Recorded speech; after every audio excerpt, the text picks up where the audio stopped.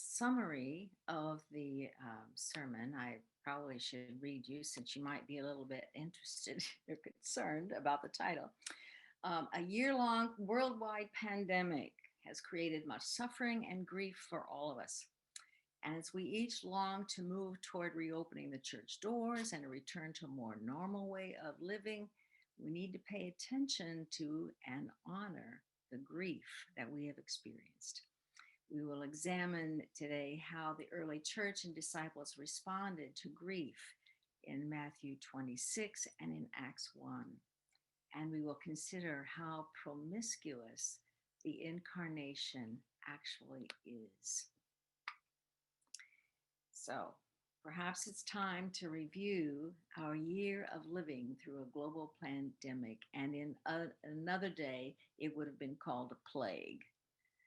This may be a little uncomfortable for us, but let's do it together and we'll come out on the other side with some good news. I will use my own experience as a guide to review this year, and yours may be a bit different, but I suspect will be similar. And we're going to peel back the layers of this experience as if we would be peeling an onion. And I've called this a promiscuous response to grief.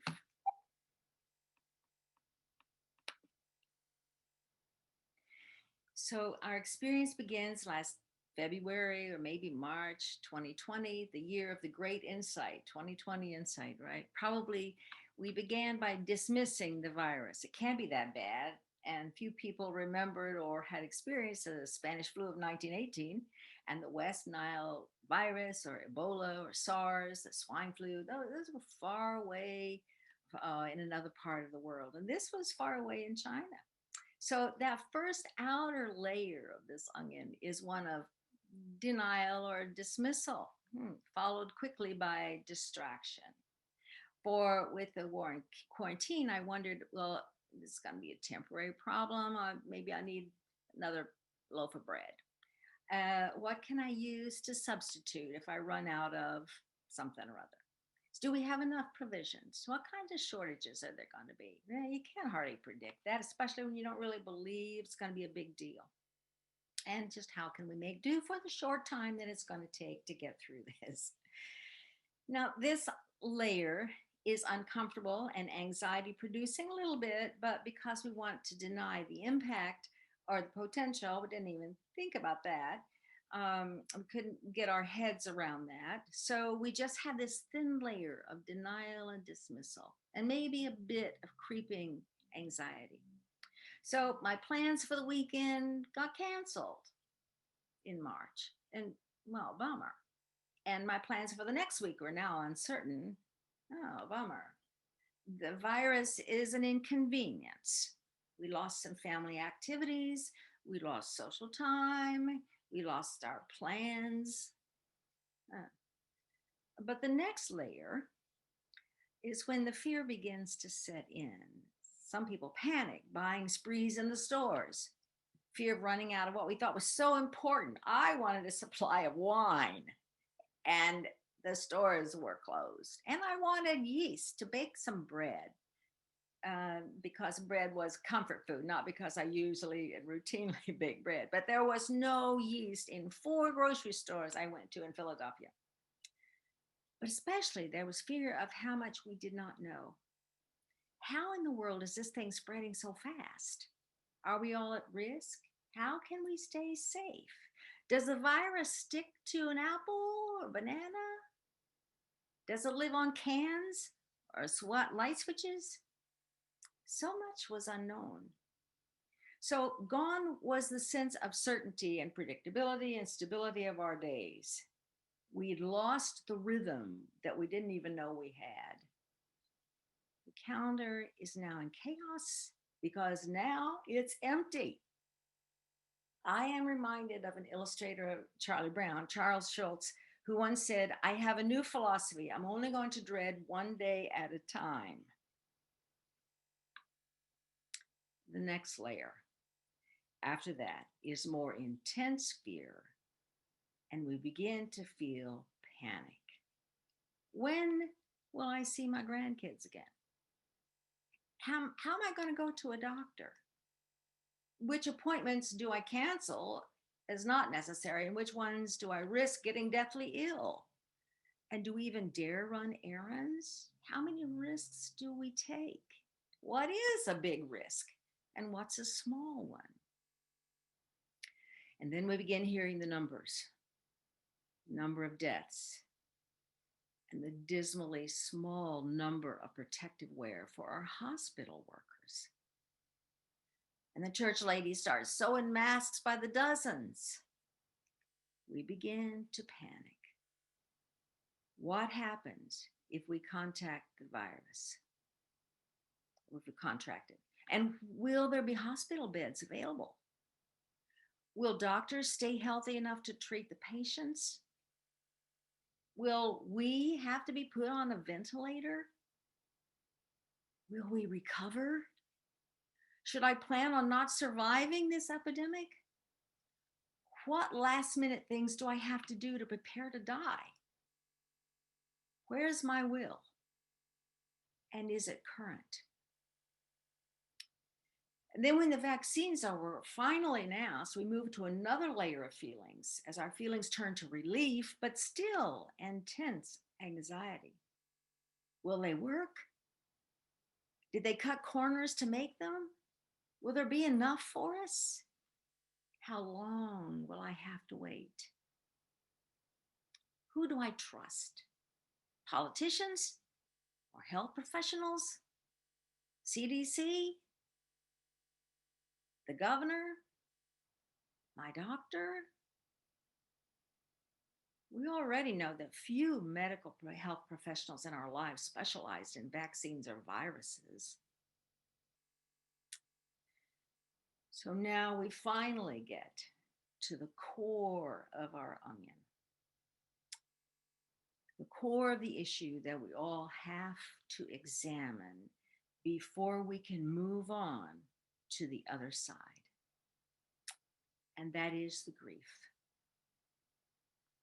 We cannot move into a healing space without acknowledging all of the losses we have gone through and are still going through.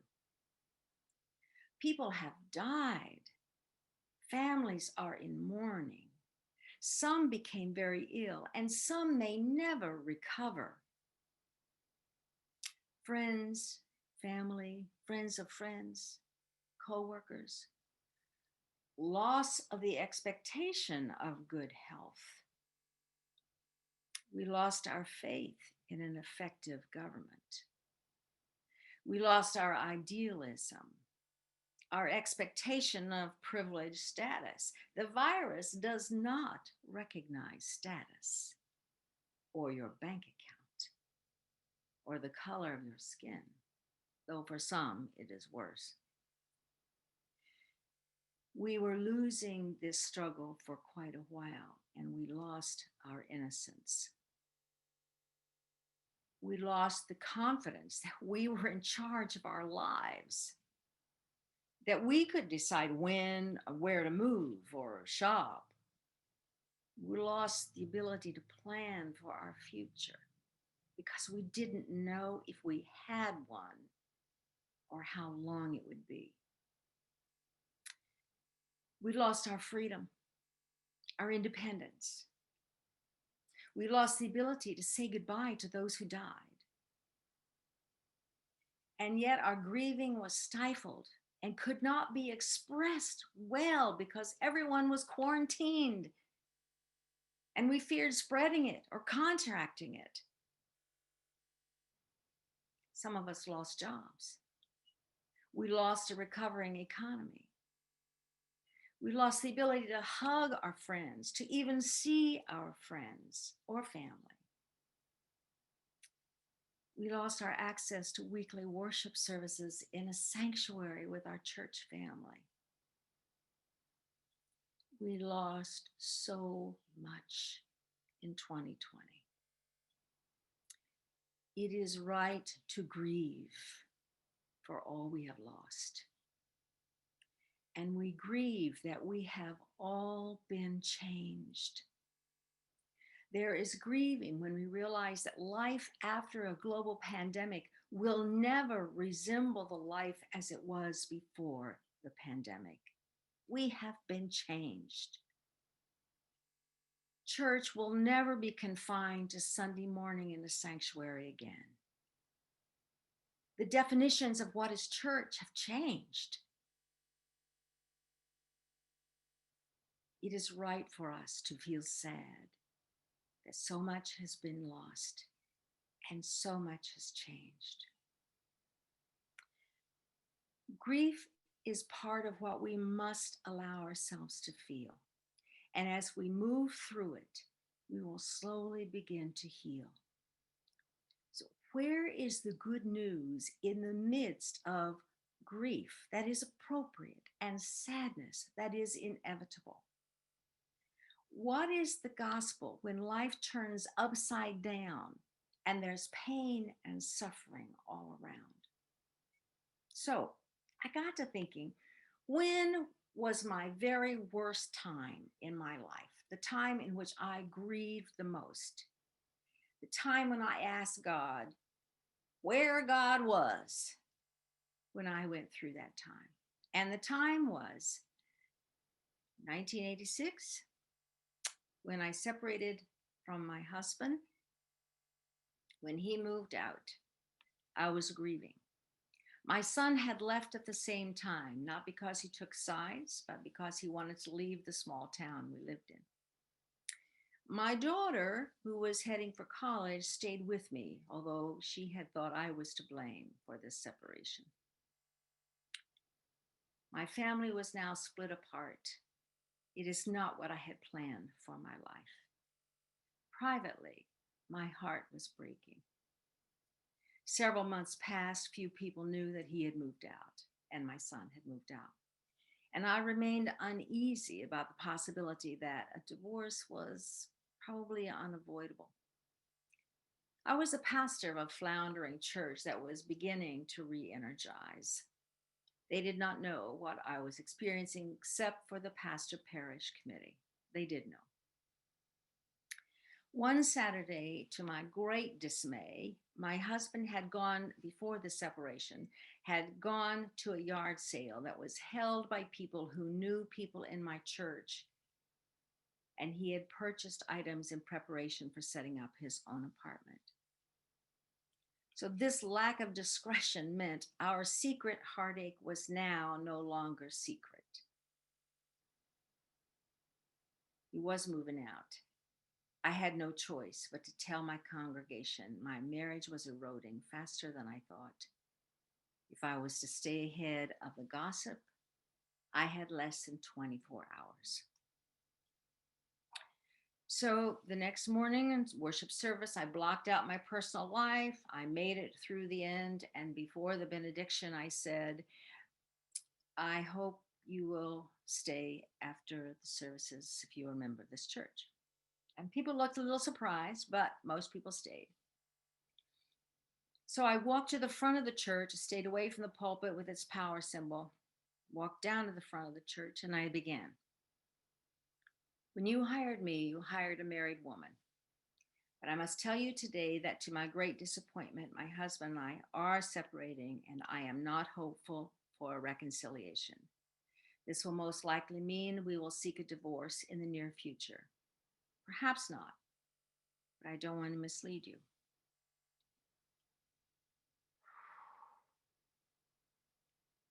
I know you had not planned on having a divorced pastor.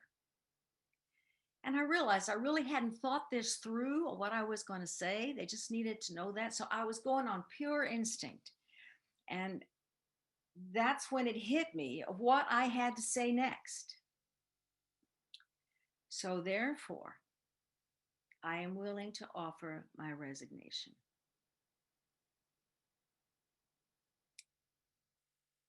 I had no more words. I felt completely depleted. No words, empty of expectations, just empty. I had loved this church. I had loved this ministry. I had longed to be a pastor, and I had blown it. And now it was probably all gone. along with all of the other losses. My son, my marriage, my hopes and dreams for my life, my expectations, my imperfect private self was hanging out there for everyone to see. There was nothing more to do but name what it was and deal with the consequences, whatever they would be. Like the prodigal son, I was in the far country and I didn't know if I could go back home. I had smashed against reality. The board chairman, who was a very gruff man, he walked up front and he said, "All right, you've heard what she said. Go home and think about it, and we'll call a meeting and talk about it another time."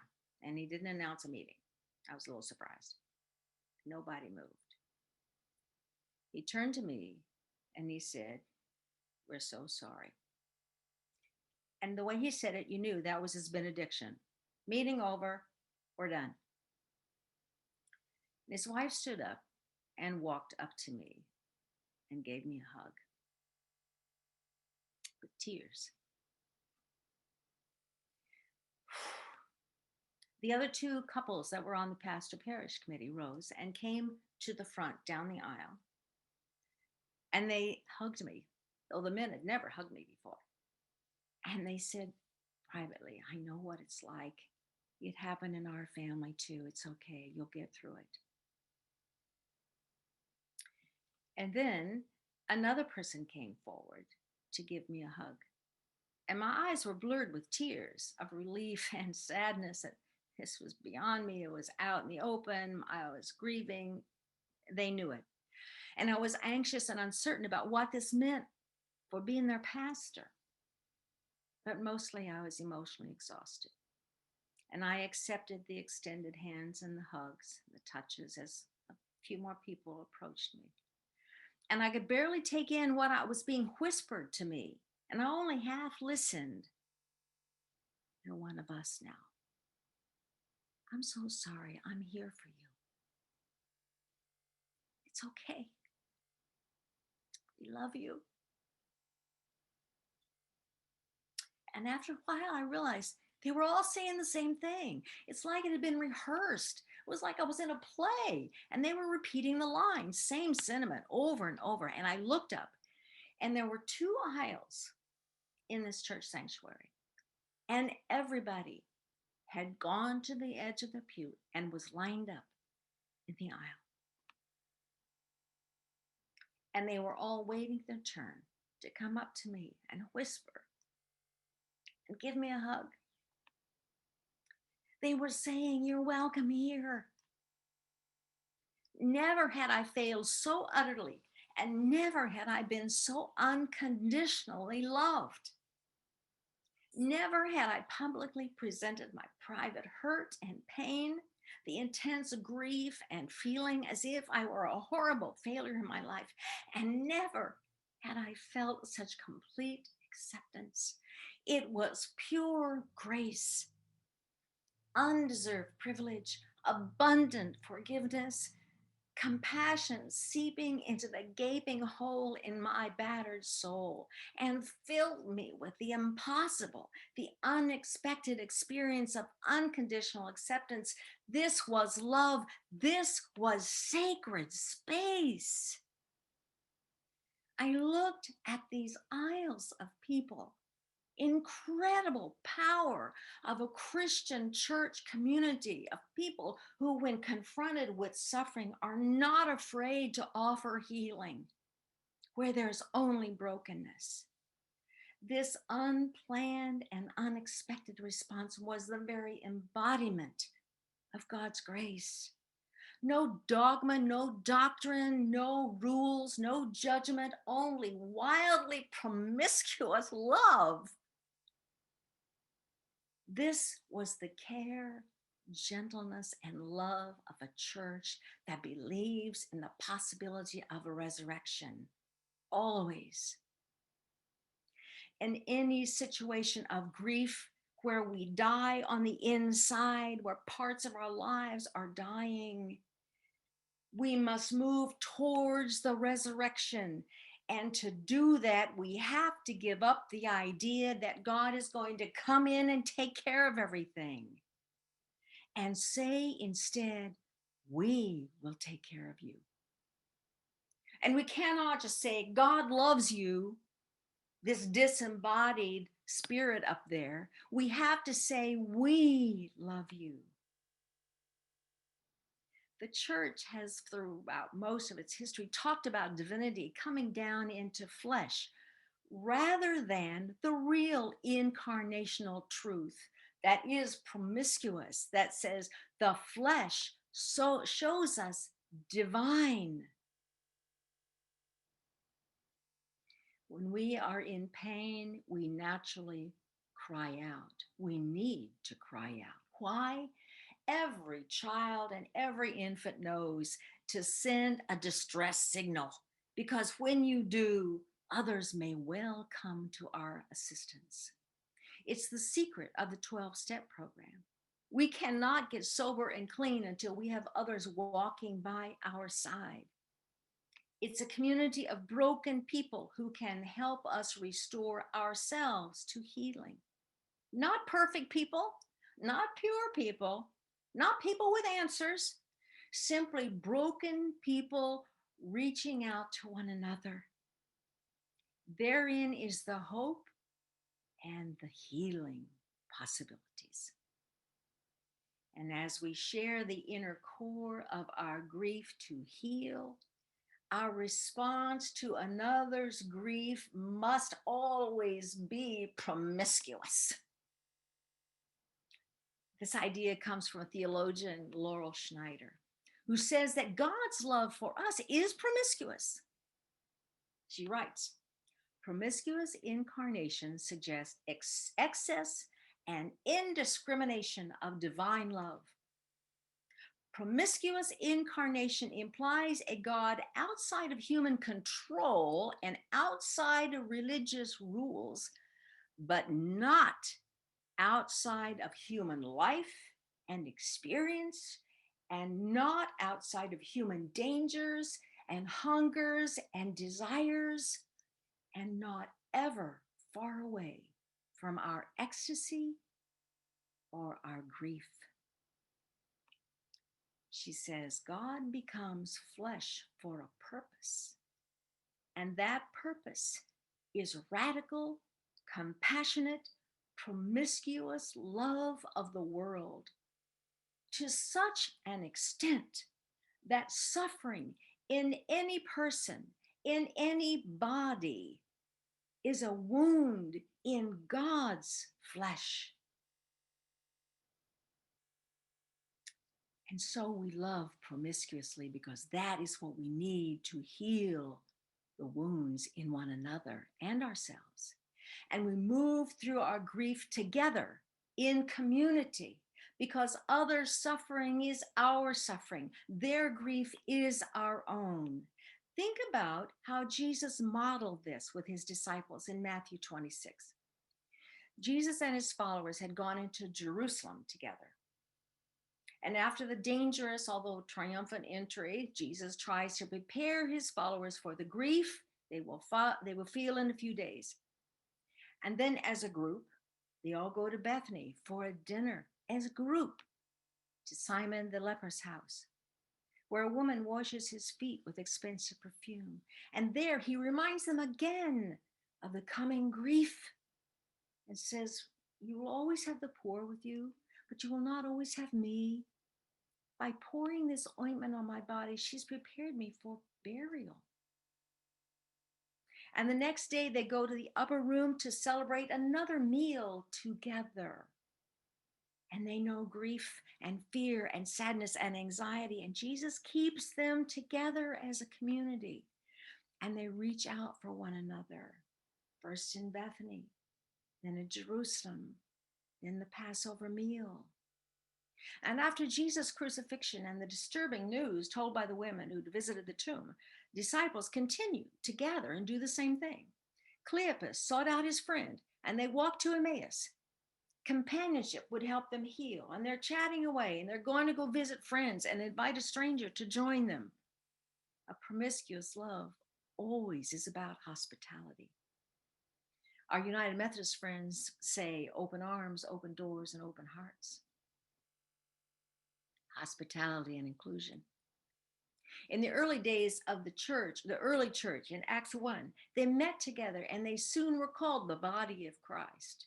They lived so the flesh could show the divine rather than the other way around. And they shared things in common, and they took care of the widows and the orphans, and they delegated responsibilities so everything could be done.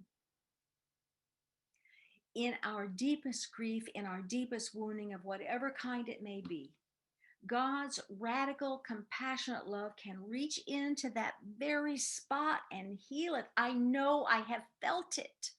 It is promiscuous because it comes from surprising sources, because it is so abundant and freely available.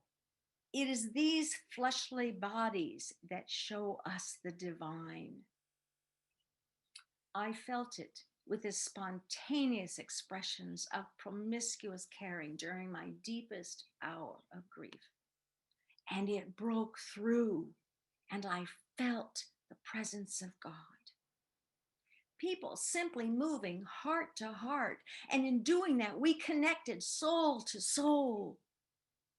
It was consecrated space. It was sacred space. And I felt the presence of God, of broken people throwing caution to the wind and listening to the Spirit, showing me what promiscuous love looks like. To love promiscuously is to choose the sacred path. Whatever burden we have, whatever pain we carry, there is love to be shared. And all it takes is reaching out for one another, reaching out promiscuously, abundantly, consistently, reaching out, because when we do, we let the smile of God touch through each one of us. Amen. May it be so.